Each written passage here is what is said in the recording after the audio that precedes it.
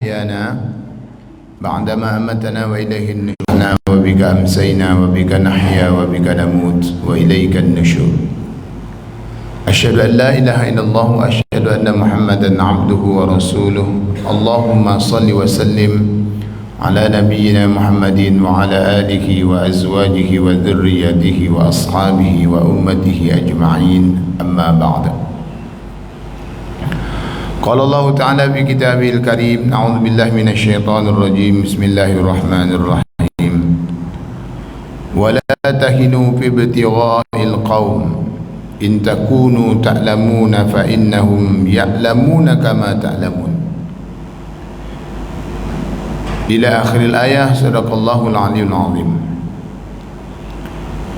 Bapak-bapak, ibu-ibu, hadirin hadirat, tamu-tamu Allah, hamba-hamba Allah yang mulia, semogalah pula kita semua dimuliakan Allah Subhanahu wa taala. Amin ya rabbal alamin. Alhamdulillah, segala puji hanyalah milik Allah, karena itu tiada tempat kita memuji melainkan hanya kepada Allah. Salawat juga salam Allahumma ya Allah limpahkanlah salli wa sallim, salawat dan salam ala nabiyyina Muhammadin, kepada nabi kami Muhammad sallallahu alaihi wasallam, wa ala alihi, juga kepada seluruh keluarganya, wa azwajihi, istri-istrinya, wa dzurriyyatihi, anak-anak cucu dan cicitnya, wa ashabihi, sahabat-sahabatnya, wa ummatihi, umat-umatnya. Semoga kita yang hadir di majlis subuh ini adalah umat Rasulullah sallallahu alaihi wasallam yang memperoleh salawat dan salam Allah Subhanahu wa taala. Amin ya rabbal alamin.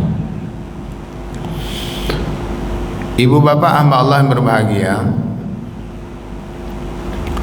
menyambung kajian kita subuh sebelum ini,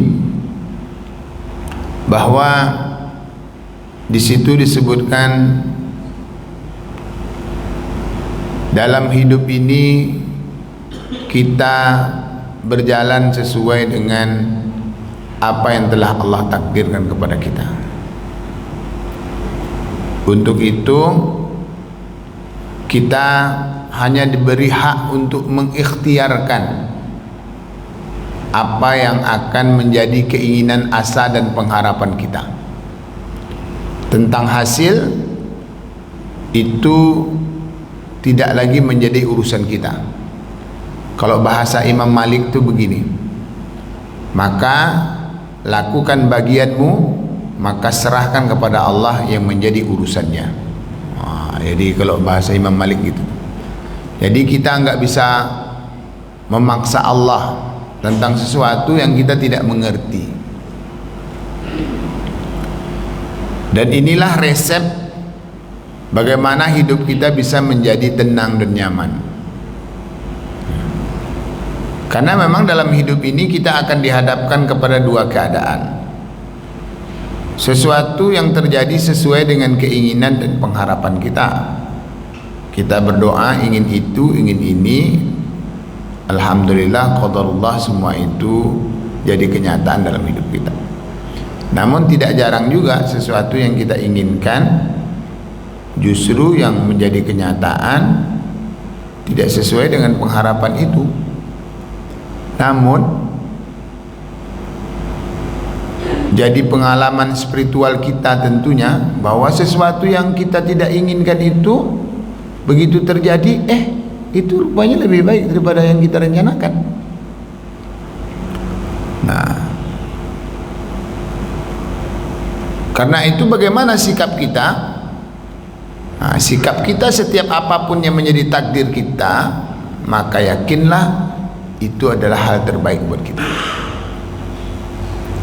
Karena sesuatu yang kita yakini baik pun kadang itu masih menyisakan sesuatu yang tidak baik. Kan begitu kata Ibnu Athaillah kemarin dalam kitabnya Al-Hikam, yang beliau katakan, ilahi, wahai Tuhanku, mangkanat mahasinahu masawi fa kaifa la takunu masawiyahu masawi.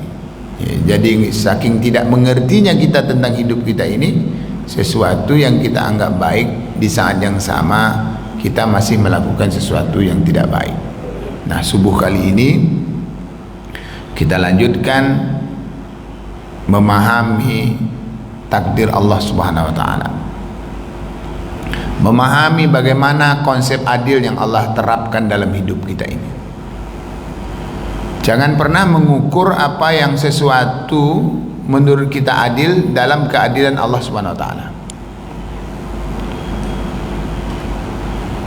Karena itulah Allah selalu berkata faqsus qasasa. Kisahkanlah kisah-kisah yang terjadi pada masa lalu itu la'allahum yatadzakkarun.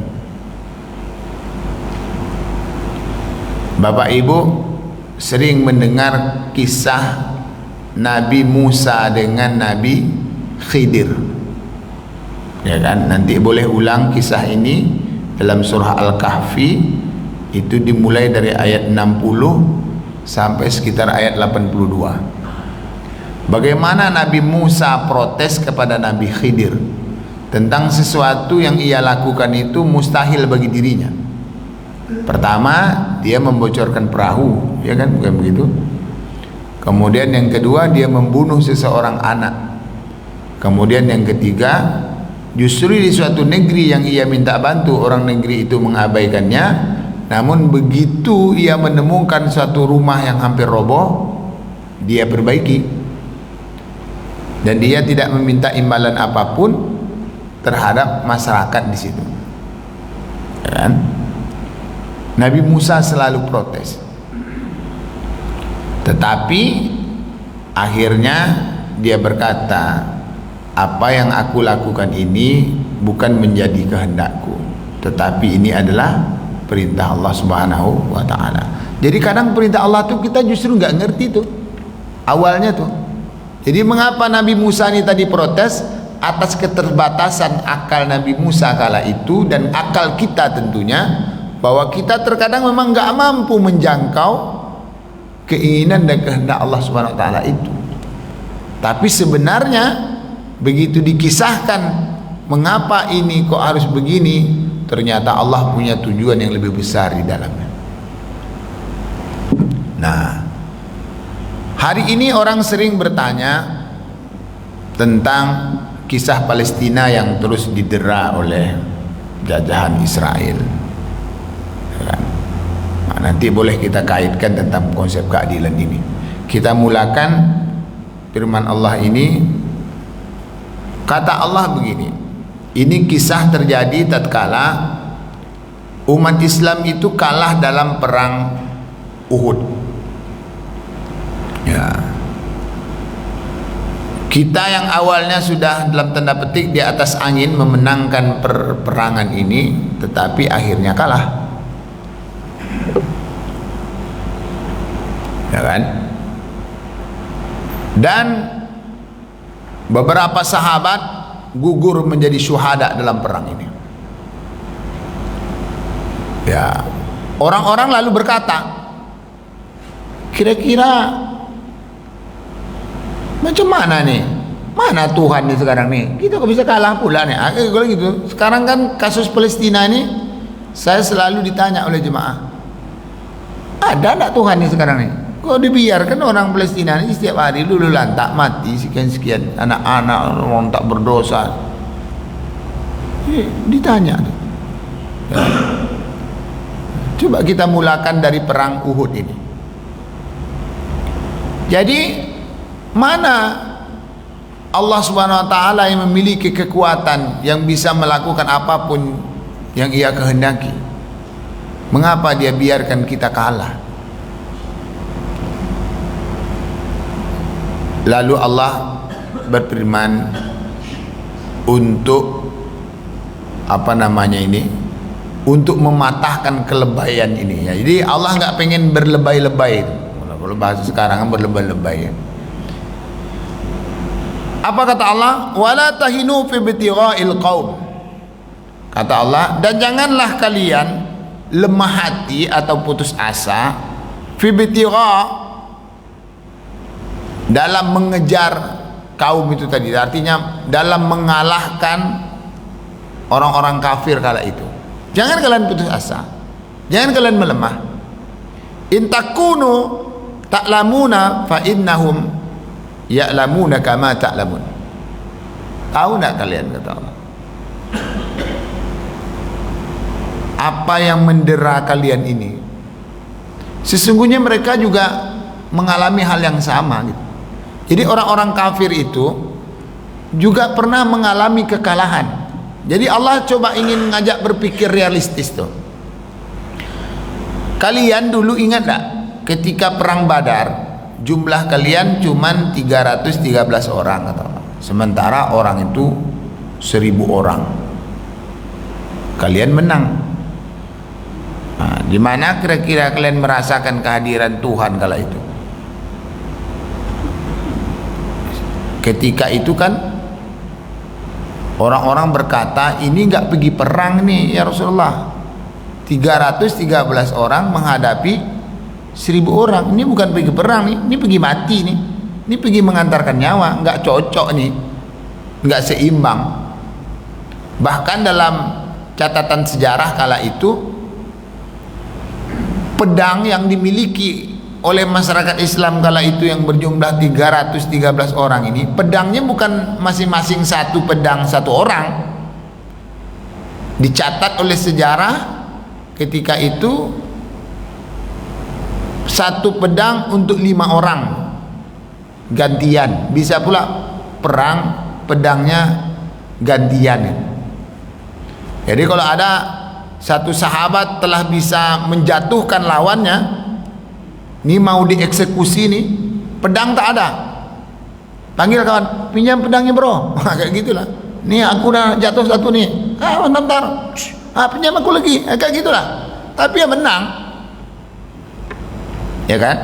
Makanya di awal cerita perintah perang Badar ini, Allah kan berkata, kutiba alaikumul qital,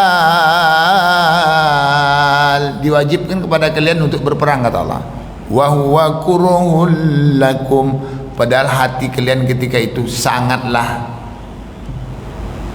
malas karena enggak cocok dengan logika, sangat berat. Pergi perang itu sangat berat. Kenapa? Ini enggak cocok dengan hitung-hitungan nih. Tetapi ujung-ujungnya ya menang. Nah, ketika orang-orang kafir ini pergi perang, ini beda sama kalian kata Allah. Mereka ini pergi perang, itu tak ada yang mereka dapatkan. Jadi ketika orang kafir ini pergi perang tak dapat apapun, sementara kalian pergi perang mendapatkan rahmat dan ridho Allah, kalian mendapatkan kasih sayang Allah, kalian menegakkan sebuah kebenaran. Ya, karena itu kalian jangan lebay kata Allah. In takunu ta'lamuna fa innahum ya'lamuna kama ta'lamun. Jadi orang kafir itu yang tak dapat apapun, kalah lagi semangat, kalian mendapatkan sesuatu yang lebih, kalah jangan lebay kata Allah. Wah, ya kayak gitu tuh. Wa tarjuna minallahi ma la yarjun. Kalian mendapatkan Allah, mendapatkan ridhonya, mendapatkan kasihnya, sementara mereka itu enggak dapat apa-apa. Mereka yang enggak dapat apa-apa saja semangat, masa kalian mendapatkan sesuatu yang lebih kalian patah hati. Wah, jadi kayak gitu Allah memotivasinya. Jadi enggak boleh lebay-lebay itu, ya kan? Karena Allah punya rencana yang besar di balik itu. Karena kita nggak bisa mengukur adilnya Allah itu dengan adilnya kita.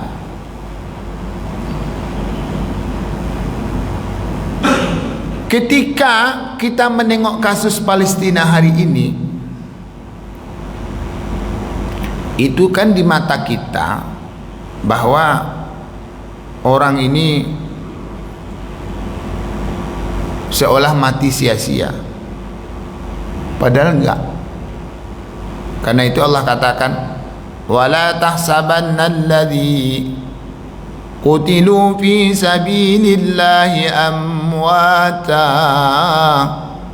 Jangan kalian mengira, jangan kalian menghitung-hitung. Nah, ini kan Allah ini menggunakan kata tahsab. Tahsabanna, ini asal katanya kan hisab. Kita menghitung dengan akal kita nih. Coba lihat tengok, berapa anak matinya. Kan kita hitung dulu dengan logika kita. Kata Allah, kalian tidak usah kalian berlogika-logika lagi.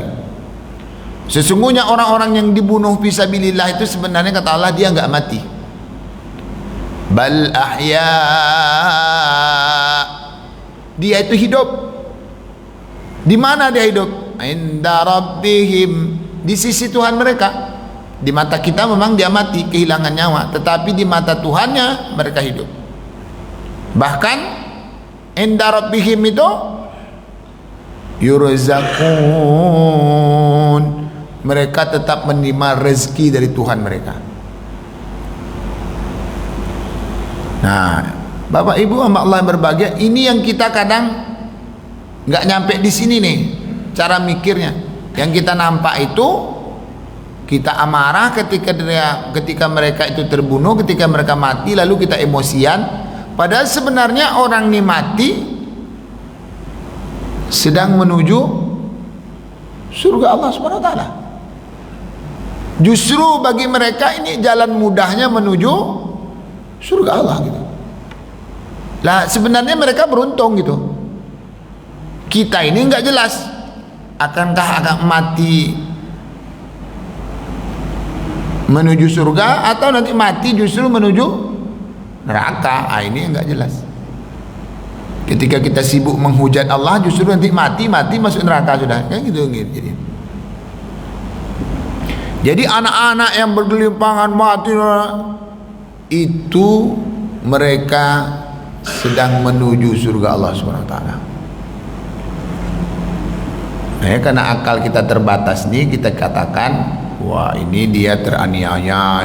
Itu makanya kalian tidak usah ngitung-ngitung kata Allah. Ya kan?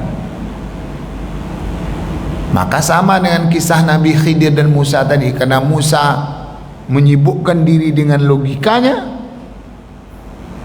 ternyata dari setiap kasus yang dilakukan oleh Nabi Khidir ini, terdapat hikmah-hikmah yang luar biasa. Dan memang ya kan, apa yang dilakukan oleh Nabi Khidir ini itu tidak dia lakukan atas kehendaknya sendiri.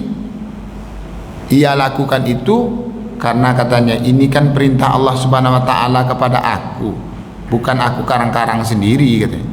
Ya kan? Bukan aku yang ngarang-ngarang sendiri. Ini Allah yang memerintahkan begini. Jadi bukan aku yang pengennya kayak gini, ini bukan aku. Wa ma fa'altuhu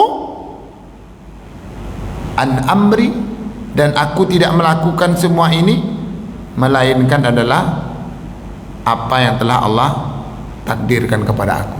Dia ada yang telah Allah perintahkan kepada dirinya untuk melakukan ini dan itu, ya itu yang dia lakukan. Bukan Nabi Khidir ini tadi memandai-mandai sendiri. Ya kayak gitu.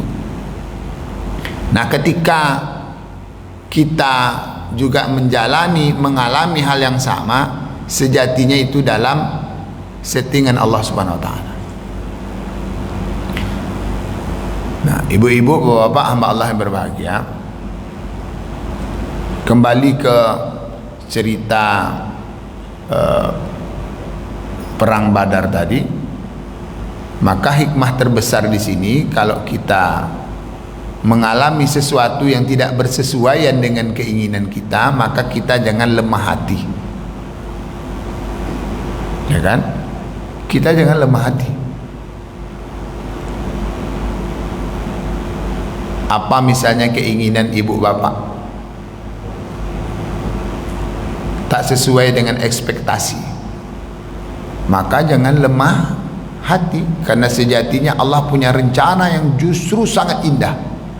Makanya ada dalam sebuah hadis disebutkan begini, ada sahabat-sahabat kita, mungkin kita sendiri, keluarga kita, anaknya yang sedang comel-comel gitu, anak umur 3 tahun, 4 tahun, 5 tahun, sedang nyaman-nyamannya berhubungan dengan anak atau cucu, tiba-tiba meninggal. Wah, katanya ini lebih sedihnya luar biasa lagi nih kalau anak udah tahan dah tuh. Tetapi Bapak Ibu hamba Allah yang berbahagia, meninggalnya anak dalam keadaan belum balik ini justru ini dalam tanda petik sangat menguntungkan bagi kedua orang tuanya. Karena itu diajarkan oleh Nabi sebuah doa, Allahumma, ya Allah, ij'alhu, jadikanlah dia nih yang meninggal nih, anak bayi tadi misalnya, anak kecil yang belum balik nih, farata, menjadi jalan bagi kedua orang tuanya. Jalan kemana? Jalan menuju surga. Jadi kalau bapak ibu punya cucu anak yang dulu pernah berpulang ke rahmatullah sebelum akil baliknya, maka ini justru menjadi jalan bapak ibu menuju surga Allah. Allahumma ja'alnahu farata, ya Allah, jadikan dia ini sebagai jalan kepada kedua orang tuanya menuju surga Engkau. Wa zukhra, jadikan dia ini sebagai tabungan buat kedua orang tuanya. Tabungan apa? Ya tabungan kebaikan. Yang namanya tabungan itu kan membuat kita akan melepaskan kesulitan kita pada waktunya nanti. Kapan waktu itu? Nanti di akhirat. Terus wa syafi'an mujaban, dan kelak ini anak akan menjadi pemberi syafaat yang mujaban, mustajab. Nah, kalau kita bercakap keseharian, kita sakit lalu ada obat, memang mustajab obat nih. Nah, mustajab itu artinya cash and carry lah kali ya. Ya langsung to the point, menyelesaikan masalah itu. Jadi anak yang meninggal ini tadi akan pemberi syafaat yang langsung kepada siapa? Liwalidai, untuk kedua orang tuanya. Tapi kan orang-orang kadang ada pula yang gilo gara-gara anaknya meninggal. Kan ini mengukur keadilan Allah itu dengan keadilan dirinya. Ya tentu dirongrong oleh bujuk rayuan dan provokasi setan laknatullah tentunya. Jadi Bapak Ibu hamba Allah yang berbahagia, hal-hal seperti ini yang sejatinya harus kita kuatkan pondasi kita dalam menerima setiap apa yang menjadi rencana Allah Subhanahu wa taala. Jangan kita pernah merasa sok hebat dari Allah Subhanahu wa taala. Nah, karena Allah zat yang maha adil tadi, jangan kita mengukur adilnya Allah ini dengan adilnya kita. Itu satu. Yang kedua, adilnya Allah ini jangan kita ukur dengan kalau banyak memberi, banyak menerima. Nah, itu biasanya keadilan kita gitu kan. Kalau udah banyak berinvestasi, banyak menerima. Kita kan selalu begitu tuh. Maka kadang orang-orang dia nih taruh ada orang 5 bersaudara nih. Terus anak yang tua nomor 2, nomor 3 ini orang yang berkecukupan. Anak yang keempat, kelima kurang. Lalu anak yang 1, 2, 3 ini terus memberi emaknya. Ngasih uang, ngasih ini. Ternyata uang yang dibagi tadi dibaginya pula oleh emak nih ke anak yang keempat, kelima. Lalu anaknya protes. Ngapa mak bagi ke dia? Kami yang membagi, tak ada mak bagi. Ya kan? Kami yang membagi mak duit, nah, tak ada mak bagi. Sekarang orang ni tak ada membagi mak, itulah mak bagi. Karena dia menghitung kalau banyak memberi, banyak menerima. Kan orang suka gitu tuh. Ya kan? Atau di masjid ni suka juga orang menghitung itu. Ini jemaah-jemaah yang dah rajin datang nih, suatu waktu dapatlah bantuan, dibagikan kepada orang-orang yang mungkin membutuhkan. Lalu orang yang rajin ke masjid ini tak dapat, protes. Awak yang rajin ke masjid ini tidak dapat, si anu tu tak ada masjid, banyak ada dapat. Kan? Ini menghitung kalau dah banyak memberi, banyak menerima. Padahal Allah itu sedang ingin mengajarkan kepada kita. Ini mental apa namanya? Mental kenabian dia begitu. Cara berpikir nubuwah itu kata para ulama. Cara berpikir nubuwah itu ya enggak mesti banyak memberi, harus banyak menerima. Kita diajari oleh Allah mental untuk selalu memberi. Jangan mental untuk menerima.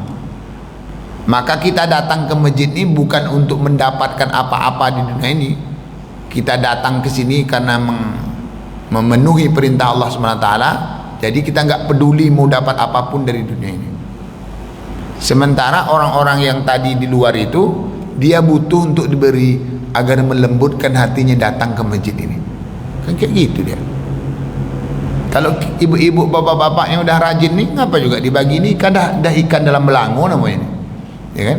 Untuk apa juga lagi? Sehingga hari ini konsep ini yang dipakai oleh orang-orang.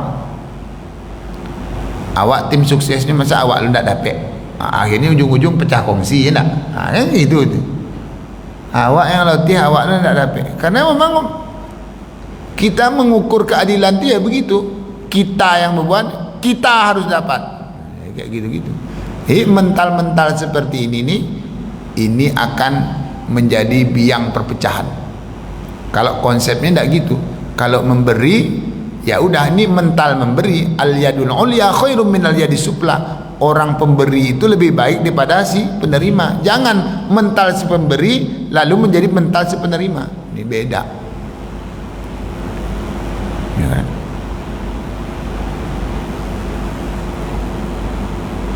Bapak Ibu hamba Allah yang berbahagia. Karena itulah dalam ayat ini tadi, kita jangan pernah kecewa tatkala kita menginginkan sesuatu yang belum dipenuhi oleh Allah SWT. Ibu bapak mungkin dah rajin tahajud tiap malam, berdoa ini dan itu. Memang Allah mengatakan, fahtahajjad bihi nafilatan laka asa ayyab'atsaka rabbuka maqaman mahmuda. Ya, maqaman mahmuda ini, posisi yang mulia ini, itu kan definisinya di mata Allah SWT. Karena itulah kalau ada pengharapan bapak ibu yang belum terpenuhi, padahal ibu adalah orang yang rajin, ibadahnya luar biasa, tahajudnya tidak tinggal, solat jangankan solat wajib, solat sunnahnya terpenuhi, puasa sunnahnya nggak pernah lupa, tapi kadang masih menyisakan kekecewaan dari keinginan dan pengharapan kepada Allah SWT. Bapak ibu jangan pernah putus asa. Wong Nabi Allah sendiri juga tidak memenuhi semua pengharapan dan keinginannya. Nabi Nuh, anak dan istrinya tak ikut dia. Ini Nabi Ibrahim ini nabi yang keren lah. Kenapa nabi keren? Sehingga Nabi Ibrahim ini disebut sebagai ayah kita. Hah? Ayah kita dalam beragama ini ya Nabi Ibrahim. Siapapun Nabi setelah Nabi Ibrahim ini semuanya ini ada hubungan darahnya dengan Nabi Ibrahim. Nabi Yakub, Nabi Yusuf, Nabi Isa, Nabi Muhammad, semuanya berhubungan ke Nabi Ibrahim. Tetapi sebenarnya Nabi Ibrahim ini siapa? Ayahnya Azar, ayahnya itu kan buat patung. Nah, jadi hitungan keadilan Tuhan itu jangan kita hitung sendiri. Makanya kata Allah tadi, la tahsabanna. Ngitungnya mesti pakai konsep Allah Subhanahu wa taala. Ya kan? Bapak Ibu hamba Allah yang berbahagia. Karena itu pula lah dalam hidup ini bagaimana Allah membagi rezekinya sesuai dengan kehendaknya. Ada orang yang diwisuda, taruh lagi itu enak, diwisuda menyelesaikan pendidikannya, diwisuda umur 22 tahun. tetapi butuh waktu 6 sampai 7 tahun baru memperoleh pekerjaan yang layak. Ada orang yang wisudanya umur 27 tahun, tapi di umur 27 itu dia memperoleh pekerjaan yang layak.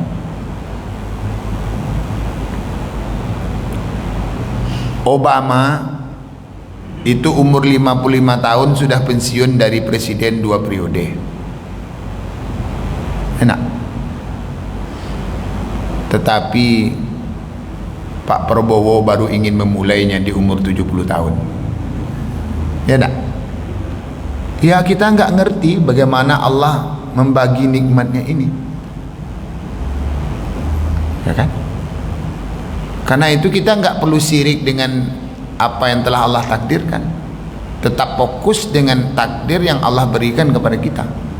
Kalau kita disibukkan dengan mengurus apa yang didapatkan oleh orang, ini nanti kita akhirnya stres. Kita nggak ngerti bagaimana Allah mengelola hidup ini, dan kita nggak mampu mengelolanya. Ada orang yang rajin olahraga, tetapi justru dia naas tatkala olahraga itu. Jalan-jalan terlantak sama truk mati. Ada orang yang tidak ada olahraga, sehat aja, merokok kalau dia baru bangun dari tidur rokok dia aduk dulu, ya sehat aja. Tapi bukan berarti menyuruh bapak ibu merokok setelah ini, bukan begitu maksudnya.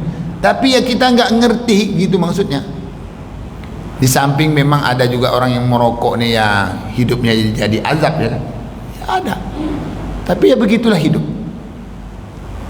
Karena itu ibu bapak hamba Allah yang berbahagia, jangan pernah kita mengukur keadilan Tuhan ini dengan keadilan kita.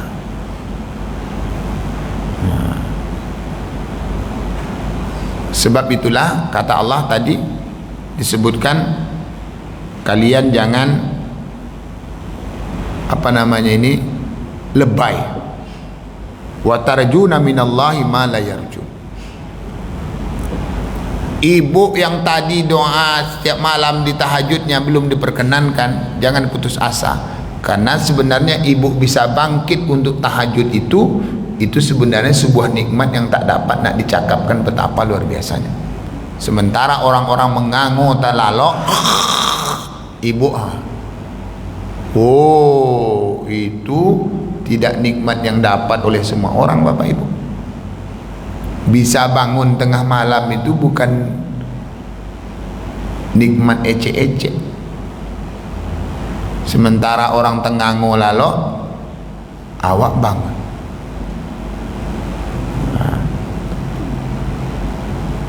Lalu kita putus asa. Inilah kerja setan itu, membuat kita putus asa.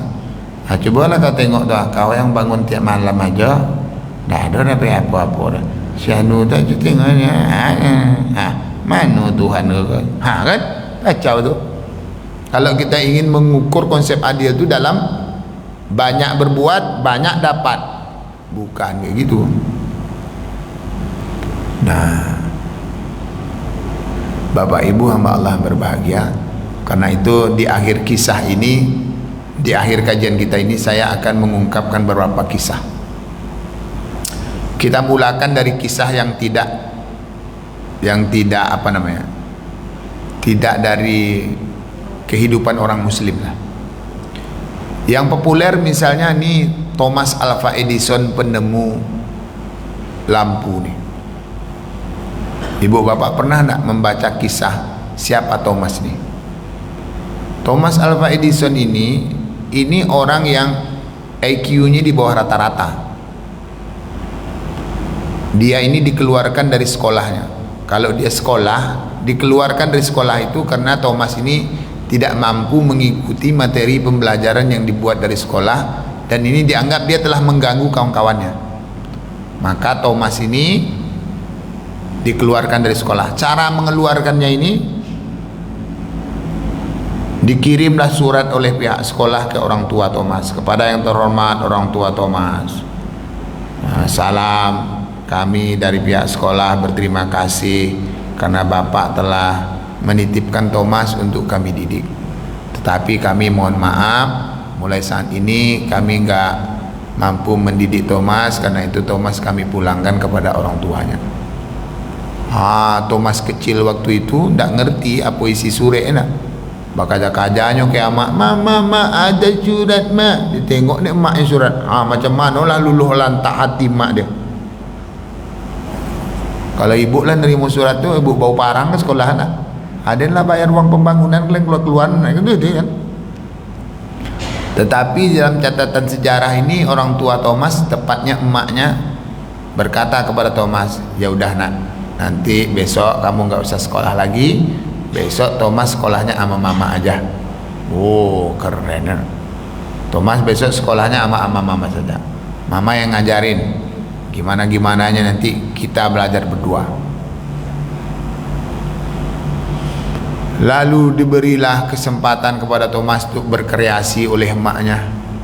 Sampai waktunya, maka bola lampu ini ia temukan. Ini menemukan bola lampu ini bukan sekali sambung langsung menyala. Hitungan ribuan kali sambung, ribuan meledak, baru menyala. Bapak ibu mungkin juga pernah mendengar kisah Najah. Meninggallah emaknya. Najah ini orang yang keterbelakangan mentalnya, bahkan fisiknya, tapi bisa menghafal Quran 30 juz. Kita kan gak ngerti tuh gimana cara Allah mengelolakan hidup kita ini. Begitu Najah ni dah hafal 30 juz, meninggal maknya.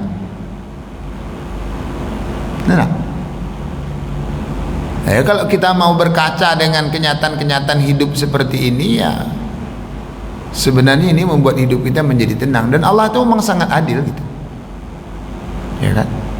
Seolah emaknya ini memang diutus untuk mendidik Najah ni. Begitu Najah ni dah sukses menghafal Quran 30 juz, emaknya pun berangkat.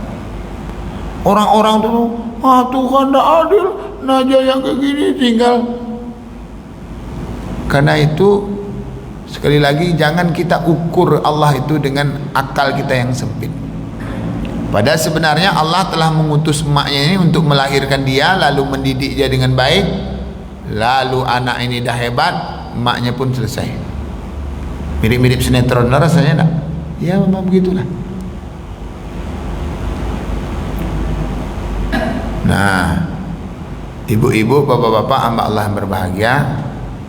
Sebab itu sekali lagi mari kita merasakan keadilan Allah itu dengan konsep adilnya Allah Subhanahu wa taala. Nah kan?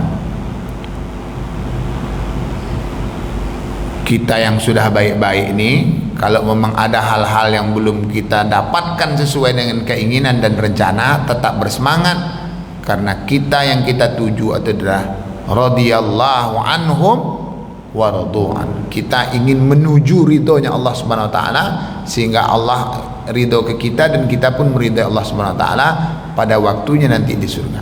Karena itu jangan putus asa dengan keadaan yang mungkin masih mengecewakan, tidak sesuai dengan ekspektasi dan pengharapan. Terus berbuat sesuai dengan Allah perintahkan, insyaallah kita akan berada pada suatu titik yang Allah janjikan, yakni surganya kelak.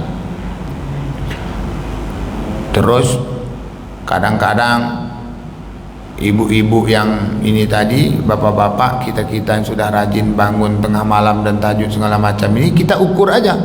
Maling ayam saja bangun tengah malam. Untuk apa? Nak maling. Resikonya jago malam itu tertangkok pokok. Abilah dia lantak orang, enak. Lagi berani dia bangun. Masa awak bangun untuk mengharap ridha Allah yang tak ada risiko apapun, kalah dari maling? Enak. Itu anak-anak pang yang tegak-tegak di pinggir jalan tu, tak apa-apa kerojo badan dicat-cat ni segala macam gitu. Lagi bangun tengah malam. Awak Ndak ada risiko segala macam, patah hati. Wah, ini ndak cocok. Ya kan? Nih kalau ada para ustaz ni yang kecewa oleh jemaahnya, jemaah ini ndak respon, awak ngajinya lalok lo, misalnya ya ndak? Ya ndak usah kecewa. Soalnya orang lalok jamaah talaluk sedang mengaji itu tidak hanya terjadi sekarang. Di zaman Nabi ada tak sahabat yang talaluk? Adalah. Nabi yang ceramah, yang ngasih kajian, sahabatku talaluk. Memangnya awak Nabi? Tidak. Tentu talaluk orang. Kalau ada yang jago lah, mantap tu lah. Kalau talaluk ada apa? Nah, kan begitu ya. Jadi tidak usah lebay, begitu kan? Ya kan? Nah, karena kita ini sudah berada di jalan yang benar nih, dah yang benar dan yang betul. Karena itu tetap semangat terus.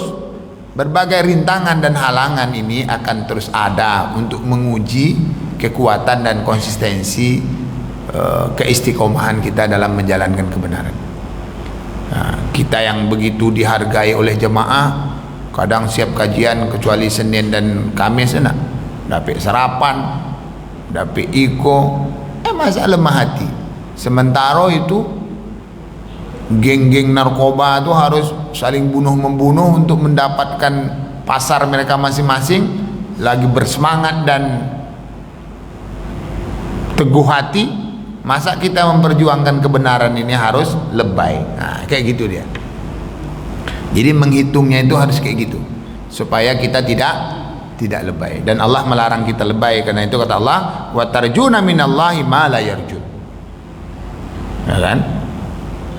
Nah, Bapak Ibu hamba Allah berbahagia, sebagai kesimpulan akhir dari kajian kita subuh kali ini adalah kata kuncinya, jangan pernah menghitung keadilan Tuhan itu dalam perspektif akal kita. Mari kita serahkan kepada Allah. Fa idza azamta fatawakkal 'ala Allah. Kalau kita memang sudah mengikhtiarkan segala sesuatu dengan optimal dan maksimal, maka serahkanlah hasilnya kepada Allah Subhanahu wa taala. Apapun hasilnya, pasti itu yang terbaik bagi Allah buat kita semua. Semoga Allah takdirkan kebaikan selalu buat hidup kita, insyaallah. Amin. Subhanakallahumma wa bihamdika, asyhadu an la ilaha illa anta, nastaghfiruka wa natubu ilaik. Assalamualaikum warahmatullahi wabarakatuh.